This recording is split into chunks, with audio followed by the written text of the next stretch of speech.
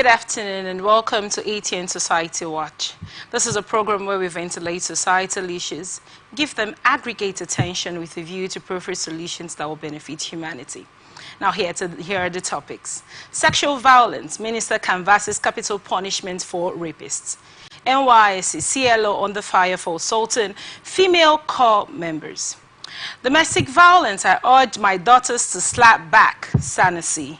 In Yellowtide, families stockpile chickens early to save costs. Remember, we are open for advert placements, news and events coverage, personalities, society and political interviews, product, service promotion, and commercials. You can connect with us on all our ATN socials on Facebook and YouTube, Atlantic Television Network on Instagram and TikTok, Atlantic TV Network 1 on Twitter, we're on Atlantic TV Net. Watch us live on our website, www.atlanticnetwork.tv. I'll go on a short break, and when I come back, I will introduce you to whom our amazing guest is. Please stay with us.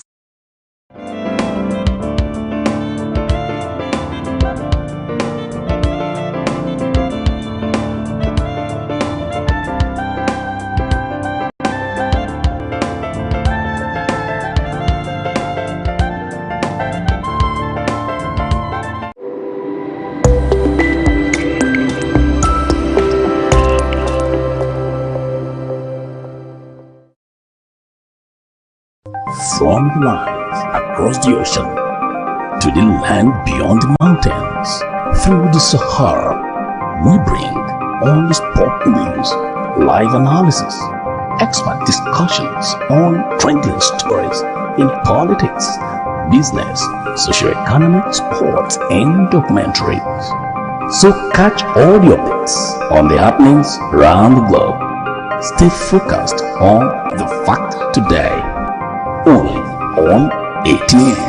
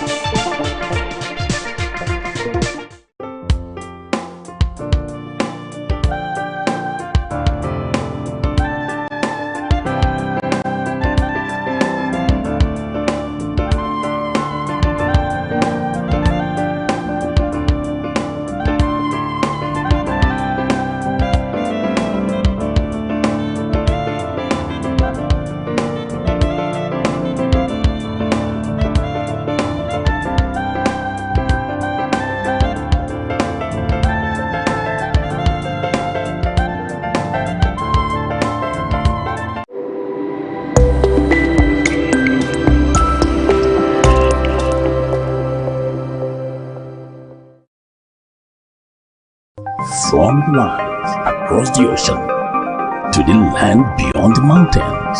Through the Sahara, we bring honest pop news, live analysis, expert discussions on trending stories in politics, business, socio-economic, sports, and documentaries. So catch all the updates on the happenings around the globe. Stay focused on the fact today, only on ATN.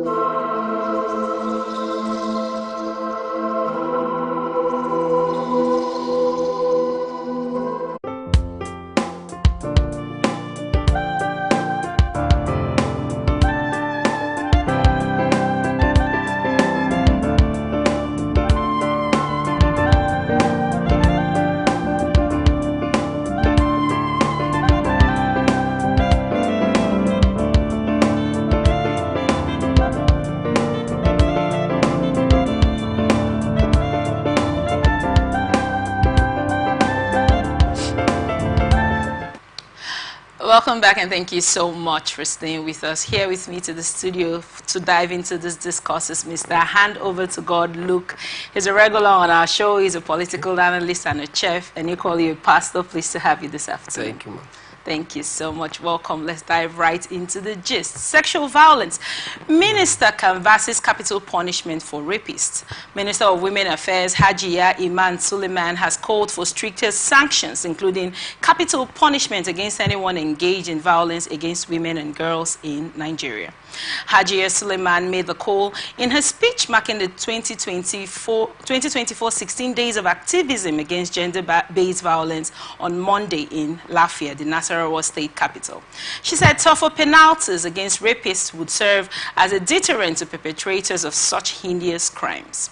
The minister noted that the administration of President Bola Tinubu has zero tolerance for any act aimed at dehumanizing the female gender. This administration under President Bola Tinubu is committed to ensuring a safe society where women and girls can thrive and achieve their full potential, Hajia Suleiman said.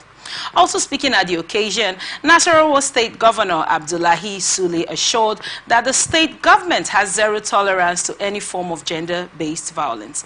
The governor also threw his weight behind the proposal for a death sentence on the perpetrators of rape and defilement to serve as a deterrent to others conceiving or conniving plans to engage in what he described as devilish and barbaric acts. According to the governor Sule, the state had a law in place that prohibits gender-based violence of any kind, adding that the legislation also spelled out appropriate sanctions for perpetrators. He therefore promised to continue supporting women and other vulnerable groups, especially victims of gender-based violence, to make their lives worthwhile. For her part, the Commissioner for Women Affairs and Social Development in Nasarawa State, Hajia Aisha Rufai, also called for more punitive measures against perpetrators of gender-based violence, even as she urged parents and guardians to ensure the protection of the rights of the girl child. This is an amazing report. For a while we've been actively discussing gender-based violence and its effect on the society and on women and girls. What are your thoughts on this story? Oh, right. Considering the story we just went through now, we just go through. I think the gender-based violence is the protection of a female child is important. Both men and women, boys and girls. Yeah, like what I'm trying to say is important. But the one thing you must also consider is that the abuse is not only for women. It's not only for women, yes. So sometimes men also have that same experience. Of course. So, but the only way my concern is this death sentence. But sometimes people intend to take advantage of this and sometimes they can flame it up. What do you mean flame it up? Yes, in the sense that some ladies, the girls, some of them may try to use it as an advantage to set up somebody. But do you agree that there are certain measures to ascertain when something is a rape case and when consent is given? Yeah, in the sense that the measure, the way we can look at that is that when somebody is taking advantage of you without your consent, that can be termed to is a rape. But sometimes you can look at this issue as some of the way the society we find ourselves, they may agree on the process. Suddenly, because of one misunderstanding, he starts screaming, "This person has raped me," when it's not true. But do you know that as a person, as an adult man, adult woman, if someone says no, even when the act has started, or you're meant to stop? Somebody said no.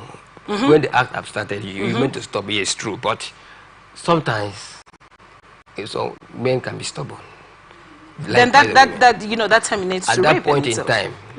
It's a situation you can say this is a rape based on the environment where they find themselves. Exactly. If it's on the road, maybe it's on the road, maybe along, maybe in a track road, it's just a lady being screamed at somebody, leave me, all those kind of things, and that can be termed as rape. But if they are in a confined environment where the both of them has made arrangement and they find themselves there, maybe one or two disagreement came up based on the arrangement, you didn't meet up what we agreed, that some of them can take advantage of that and say, he raped me. Mr. Handover to God, I want to ask you something. Do you know that rape happens in marriages? A husband can rape a wife. Do you know that is a thing? That's the area I'm coming. Okay. When the disagreement, husband, there's no way a husband can rape his wife or a wife can rape his husband. The only thing that comes when it comes to the issue of husband and wife has issue of saying my husband raped me or my wife raped me is because they have misunderstanding. They didn't agree on terms. There's something they have agreed, they have decided to. Maybe there's an arrangement that one party has not met, be termed to a rape because it's his wife. At the same time, I'm coming. At the same time, if a husband, for instance, a couple, and some men like it every day, at a point maybe the wife is say, no, I don't need it today. But that should not be termed as rape or like the death sentence are putting it there. I want to ask you, what is consent to you? The consent is something you do with my full knowledge. Right. I'm giving you my approval. Exactly. That is permissible. It's permissible. Exactly. So I'm not in. Sometimes they say I'm not in. So if a husband and wife were laying side by side, and the husband said, I'm not interested, and the wife forces herself on the husband, you don't think that is rape? In this case now, this issue, gender... No, I just wanted to clear... rape, but in the nutshell... What are we putting in the considering nutshell? What are we putting in the nutshell? What are we putting in the nutshell? So, the area why I'm saying all this is because the penalty, death sentence, I think that should not be applicable to husband and wife. Why? Because, one, there's an agreement before they come together as husband and wife. Is there anything like smaller rape or bigger rape? There's no smaller, there's no bigger rape. Exactly. All falls all under the umbrella. All rape is rape. As it were, yeah. As for couple, I don't call it rape. It's marital conflict. They can settle it. Do you know that someone can wake up in the morning and say, I'm not in the mood for coitus for a week? If somebody wakes Because if you marry an adult, do you understand me? Yeah. You marry an adult, you expect the adult to be sensible enough to make decisions for themselves.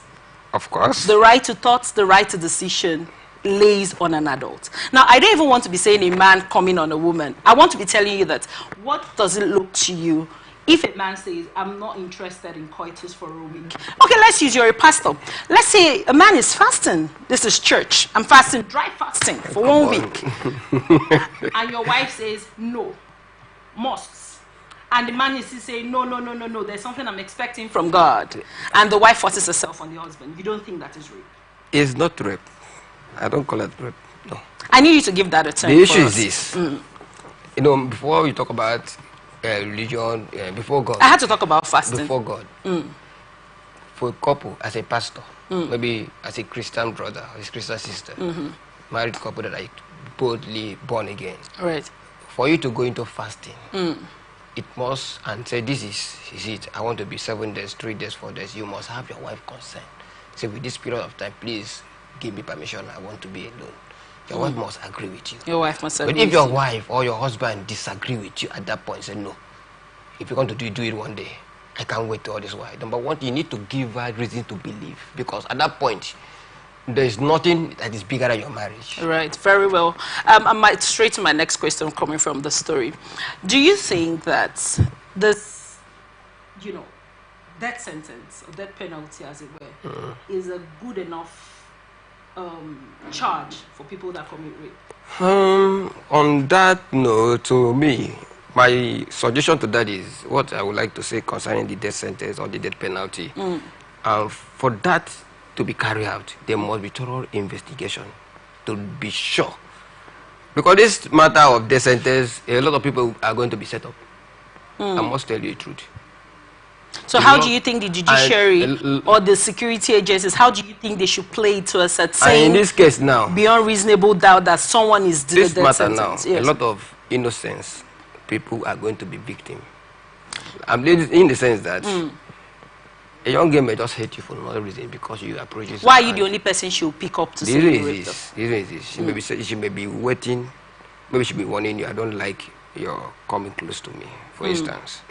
And you feel as a man, you need to go for the woman, you feel you need to... You just pulled me back to consent again. So you keep going. At a point in time, she will be warning you. Please, I don't like this kind of rough relationship around me. Please stop it. I don't say I don't like you, I hate you.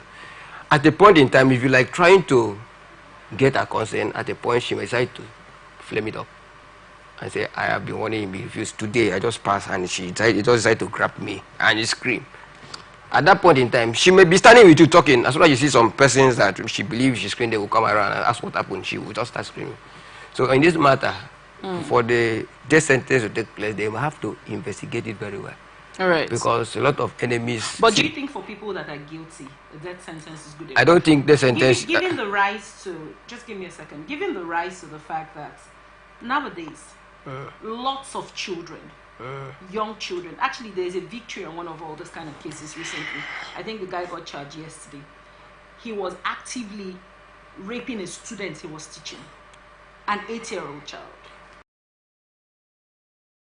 A person, people that do such things deserve the capital punishment. Of course, because number one, he's trying to destroy the future of that child.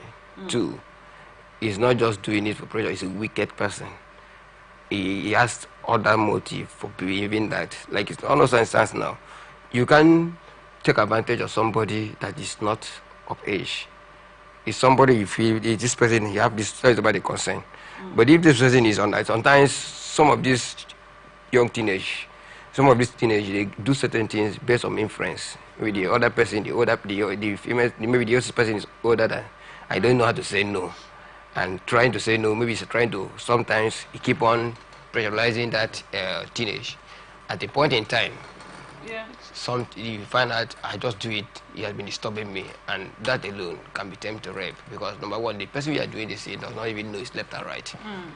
Understand now? Like that of the previous story we just heard, that person, that teacher, whatever, deserve severe punishment. Because if he does not, if this death sentence is actually to cop wicked people, people are like meant in doing this kind of rubbish. Because if there's no death sentence, if there's no drastic punishment, people will think it is a normal thing. They will keep doing it. Evil will continue.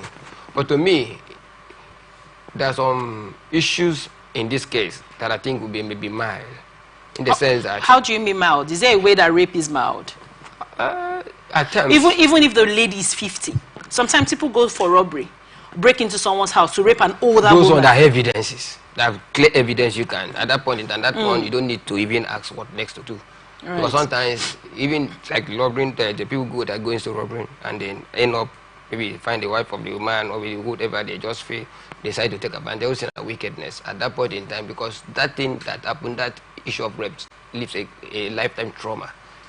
in the life of the the victim. The victim. So this kind of issue now, there should be a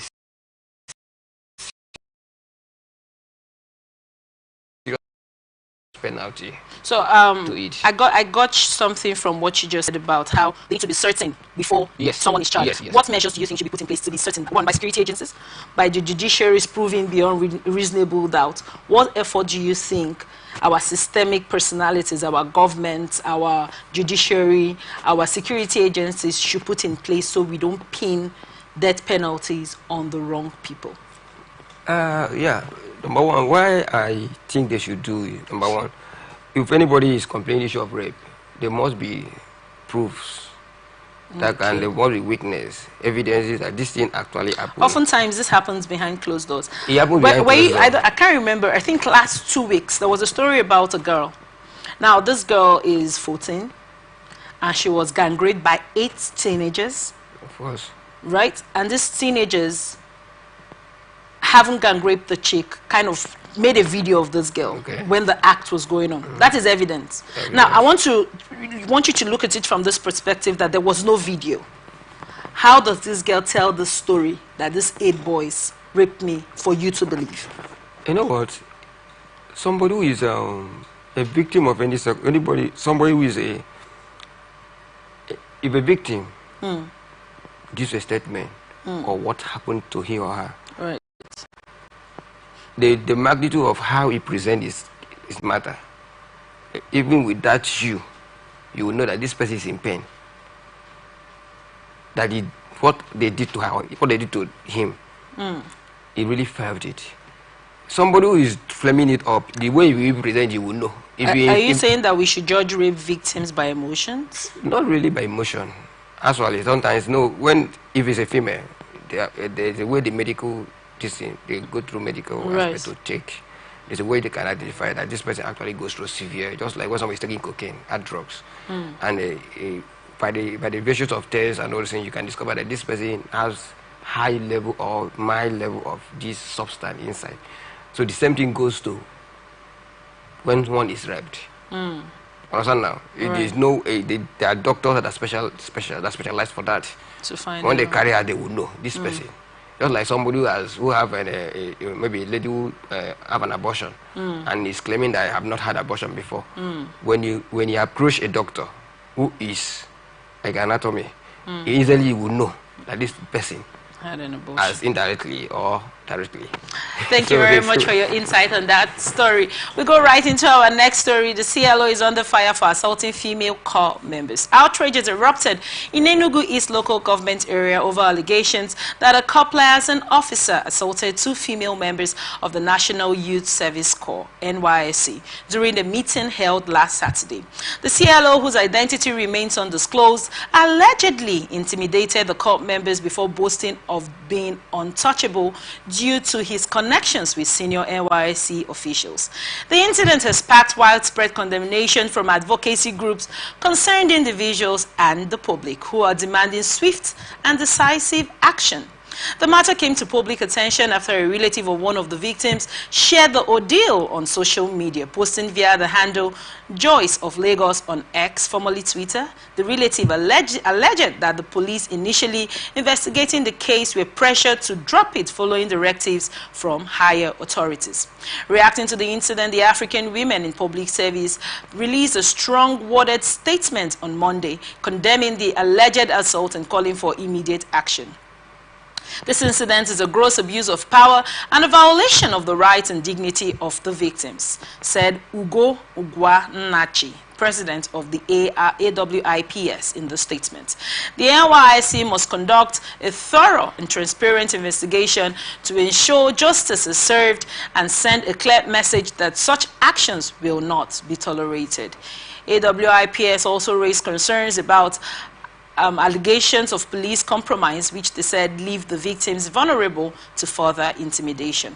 The organization pledged to closely monitor the case and urge systemic reforms within the NYSC to safeguard corps members against similar abuses. Members of the NYSC community have expressed shock, with some describing the CLO's alleged behavior as a betrayal of trust. The CLO is supposed to be a protector and a bridge between corps members and the NYSC not a source of harm, said a source within the community. Meanwhile, social media has been abuzz with demands for accountability. Many users question the integrity of NYSC processes, with one commenter asking if such incidents occur under NYSC officials' watch. What does it say about the safety of corps members nationwide? The public outcry has intensified calls for NYSC to address the incident transparently, ensuring the victims receive justice and restoring confidence in the institution. As at this time, neither the CLO nor NYSC authorities had issued an official statement regarding the incident. However, pressure continues to mount on the organization to act decisively and set a precedent that prioritizes the safety and dignity of corps members. Now, you know, this is not an isolated case. I wanted to say, do you think this is, but it's not an, last week there was something similar. Even last year, a year before last. You know, so what reforms do you think should be implemented in the NYSC to prevent such systemic failures? Well, I think from the story we just go through now, I see this is something that happened again and again. Right. And there's nothing as no measure has been actually taken on concerning this. Because I could remember either 2 years ago, a year before last, a corps member was thoroughly beaten. I think it was on the social media by a member of the community, just because the corps member either punished his child, thereabout. So the young man was beaten, his whole back was peeled, and even the NYC, some of the corps, they protest. I don't think that matter was taken anywhere. For the one that for this current one now, the CLO, right, because of his office, somebody working for him, and you see, the kind that carries out this act. Because I watched the Twitter, I saw the way the young girl was complaining, was lamenting, was shouting, even called the police. The police officer was there. Right. And what happened there was they have to chase him out. I said, come on, start going. The matter was just like that. From the voice note I was going through and the video I watched yesterday concerning this matter, I discovered that even before this issue came up, the corps member, the copper, put up a call and lay a complaint concerning that issue. But the officer he called, the lady, says when she comes that she's not around. Okay. So she was trying to put up the whole thing. And so the whole matter was like, it was visible, there was nothing hidden there. So what I think here is this: for this issue to stop, the person, the CLO itself, they need to look into it. If there's any punishment they need, and then, because with that, carrying out severe punishment or penalty to this incident, it will continue. Because if this can happen within the COP, NYSC, yes, that means the coppers are not even safe. Because the statement the young man made, he says the copper, right, that nothing is going to happen. Yeah, he said that he should wash his back. That should let her wash her back. That he's washing her. That statement was, but I listened to everything. So I think what happened here now is that whoever that gives him that right, that boldness to challenge a COP member. You know, back in the day, they used to say a youth corps belongs to the government. They are government property. They are government property, actually.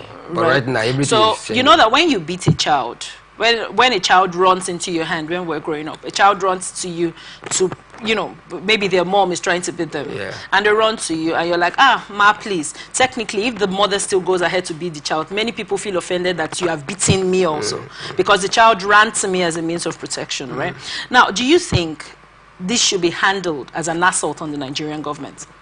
Yes, in the sense that, because if they don't handle it very well, this is an abuse of office in the first place. Right.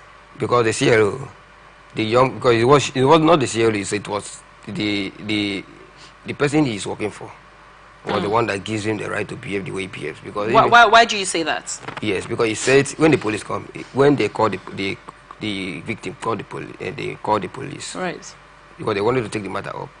When they called the police, he made this statement. He said that the police would do him nothing. He said nothing will happen. For someone to make that statement, it means there's a backup. It's something that gives him boldness to make that statement. Right. So what I think the NYC team, the body need to do is to find out who is behind, what gives this young man the boldness to publicly assault a COP member who is serving Nigerian government free of charge. Now you just got to my next point. Serving Nigerian government free of charge. You know, 2 weeks ago, there was a girl that went to a school. I think that was her primary place of assignment. And she probably, like the story said, she didn't greet when she got into the office.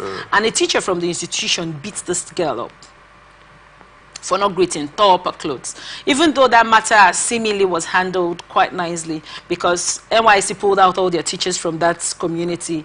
The teacher was actually demoted and moved to another school and all of those, which, you know, might or might not be fair judgment, as it were. What, as a serving person, when someone comes to serve the government, what processes should be put in place to protect Nigerian citizens that come to serve several communities, traveling miles away from home to serve the government? What processes should be put in place to protect them? To me, the processes that I think should be put in place, one, because what they're doing is selfless service. Right. They are not giving them peanuts, supporting them, please, to help them fund their transport and the rest. It's not enough compared to the service they are giving. Right. Because the government says after your school, you need 1 year to serve the country, to give out, also to contribute to the society.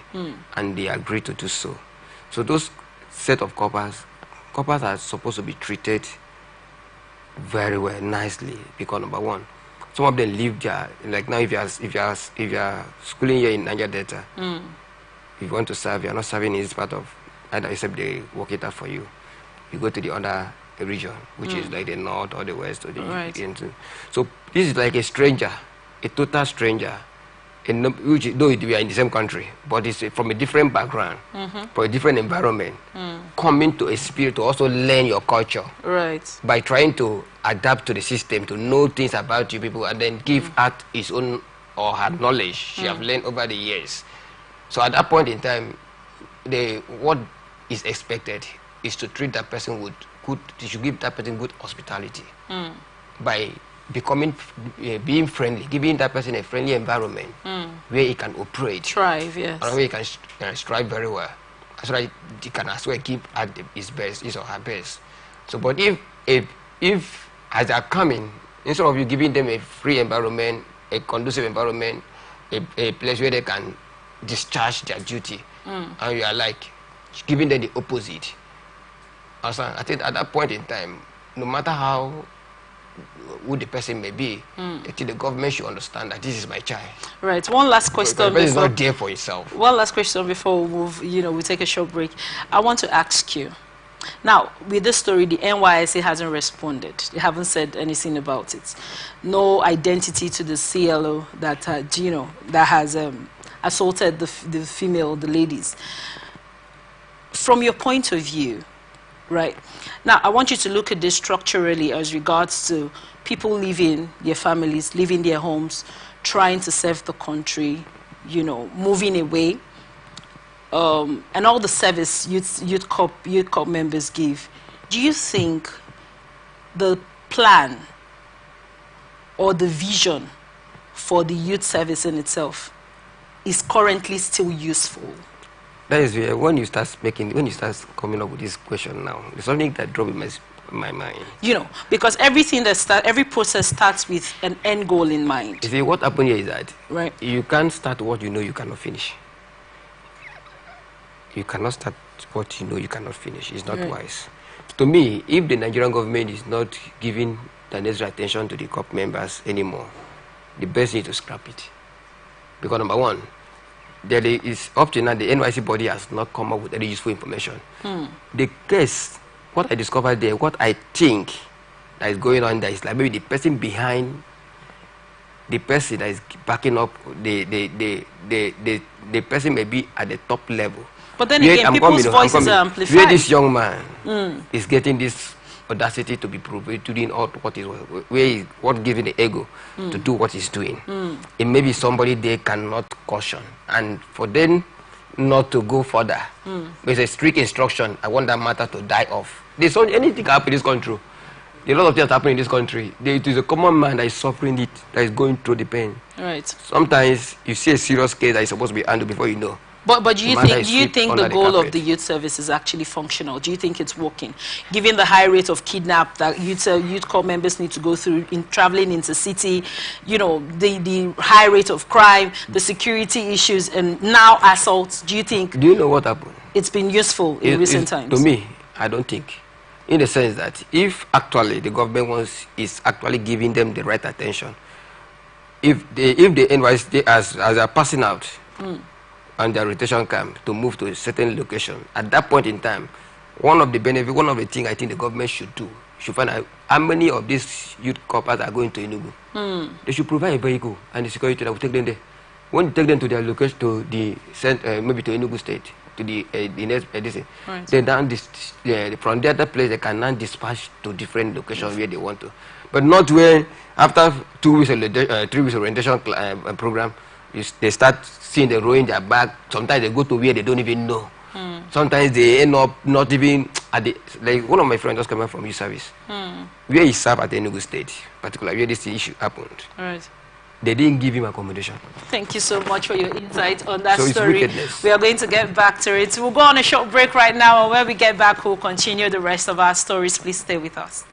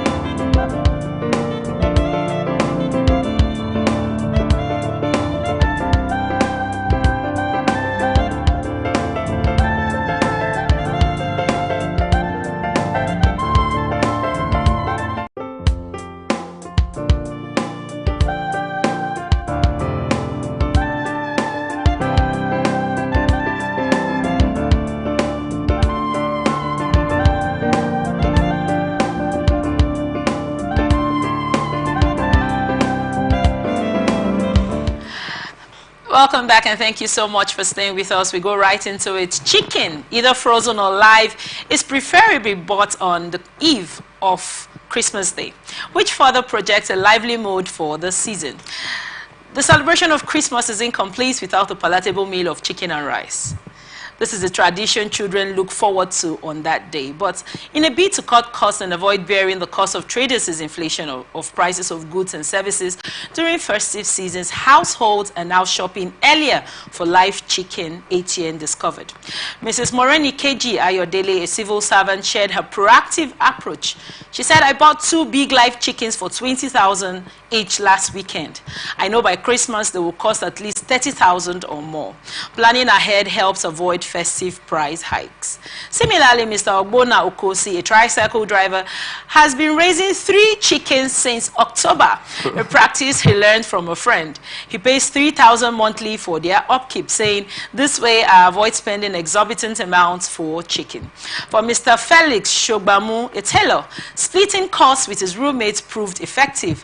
They bought a chicken for 15,000, agreeing to leave it with the seller until Christmas Day. This has saved us from the expected expected price surge, he noted. A visit to Lagos markets revealed live chicken selling for 15,000 to 30,000 naira, while turkeys cost between 40,000 and 60,000, reflecting over 100% increase compared to last year. Mrs. Dorothy Emode, a poultry farmer, attributes the price surge to escalating feed costs, with a 50 kg bag now priced between 25,000 naira and 37,000 naira, up from 10,000 naira to 15,000 naira last year. Rising feed prices, maintenance costs and transportation are driving up chicken prices. Last year, big chickens were 9,000 to 15,000. This year, they may sell for 30,000 to 35,000 naira, she explained. In response to these challenges, households are buying chickens in advance or raising chickens at home to avoid festive price surges. Many also plan to pick up their purchases closer to Christmas by passing last-minute hikes. This trend underscores a shift in consumer behavior as Nigerians navigate rising food costs, ensuring their Christmas traditions remain intact despite economic challenges. What are your thoughts on this story? Well. You have seen it, everything, the way it goes. You know, when it gets to Christmas and festivities, everybody wants to eat chicken and rice. You know, you want to grill that chicken, you want to cook that chicken, you need that rice and chicken served you. What are your thoughts for chicken, a single chicken, with the inflation rate getting to 35,000? You know, on this issue now, when the chicken price rising from 15,000 to 30,000, 25,000 or thereabouts, is not really... Bear in mind that old layered chicken, I think that was 3-4 years ago, used to be 2,000. 1.5. Used to be 2,000. I think then broiler used to be like 4,000 or thereabouts. So, figuratively, looking at it now at 35,000. Yeah, you look at, it's just because of the inflation we are getting. Number one, the cost of feed is high. Everything is high. For instance, apart from chicken, there are a lot of things, foodstuff that are high. I remember, could you remember that a bunch of plantain now, the least is 10,000? There's something I want to ask you real quick. Do you know that in the north, I saw this page, and there's been a discourse online about the chicken in the north still being... The same price? Still being 7,000. Still being 10,000. Okay. Why is the inflation happening only in the south and in the west? To me, what I can... Southwest and east. Yes. You know, here we take advantage of everything mostly.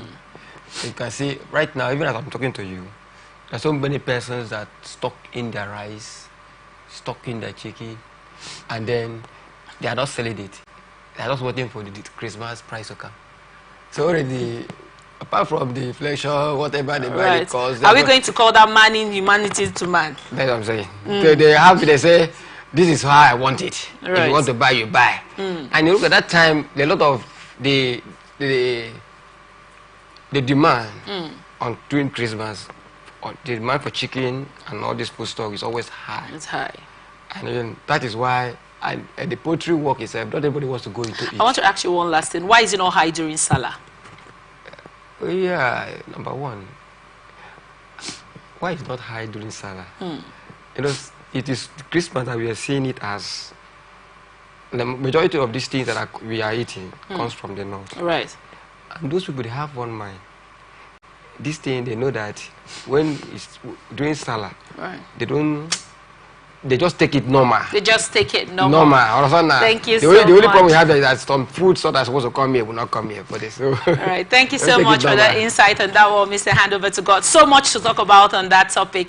But this is where we wrap it up on this episode of Atlantic Society Watch. Thank you so much, Mr. Hand over to God, for always coming in and refreshing us with fresh insights on issues, societal issues. Remember, we are open for advert placement, news and event coverage, personality, society, and political interviews, product service promotion, and commercials. Remember to connect with us on all our ATN socials, on Facebook and YouTube. We're on Atlantic Television Network, on Instagram and TikTok, Atlantic TV Network 1 on Twitter. We're on Atlantic TV Net. Watch us live on our website, www.atlanticnetwork.tv. Remember, peace and unity are the pathways to progress. Thank you so much for watching. I am Otaria Benjamin. Please stay with us because up next is Gabs.